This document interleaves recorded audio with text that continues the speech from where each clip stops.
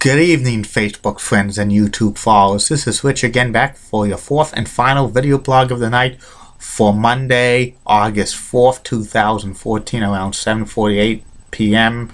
at night. The sun's going down in Billerica, Massachusetts. This is an extra video blog of the night because I had to do a two-part on ABC's Monday Night Football from 1970 through 2006, and I had to do two parts of it. So it's a bonus treat for you tonight, Facebook friends and YouTube followers. Not too much news to report. The Red Sox are off tonight. They're going to be playing the St. Louis Cardinals tomorrow, and the Red Sox probably be finishing in last place. But, you know, people aren't really probably not caring for the Red Sox anymore.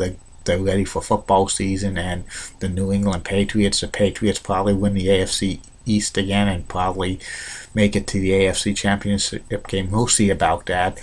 I have my NFL previews later on in the month for a video blog, and my fourth and final video blog of the night is about a former bookstore chain in the Boston area called Buck-a-Book. Buck-a-Book was real popular in the Boston area. It sold discounted books, from hardcover and softcover books, plus it had a lot of kids games and toys and cards and stationery and paper and all kinds of stuff.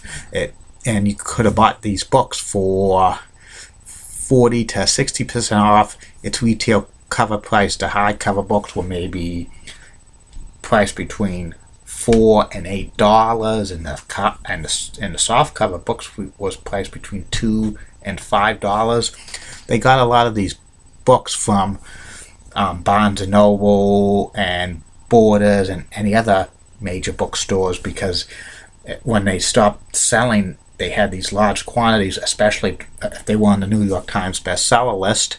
They would bring them to Buck-a-Book, and it would be, they could sell them off at discounted prices. There was a lot of Buck-a-Books, especially in downtown Boston. One at Downtown Crossing, one at Government Center, one on Tremont Street, across from Boston Common. I remember there was one in the North End. There was a couple of them in Somerville, David Square, Harvard Square, Arlington.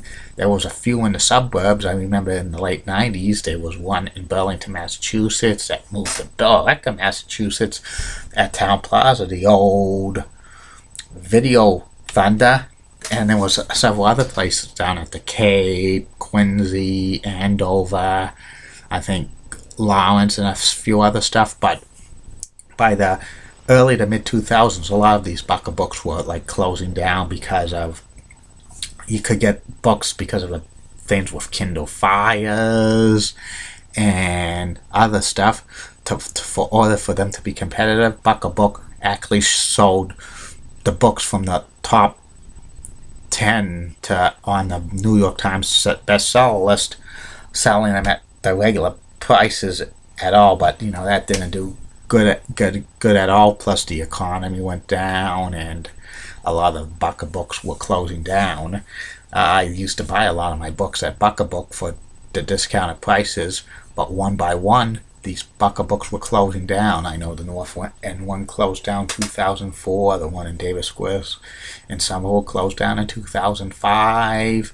There was a lot of others that closed down, and by October of 2005, Buck-a-Book filed for Chapter 7, and they closed down all the stores in New England, in the Boston area, forever. And a lot of them have been converted to other stores. I know the Buck-a-Book in Downtown Crossing is now Sleepy's, and I know the Buck-a-Book on Boston and Government Center is now a convenience store. The one on Tremont Street, I think, became a 7-Eleven, and there's others.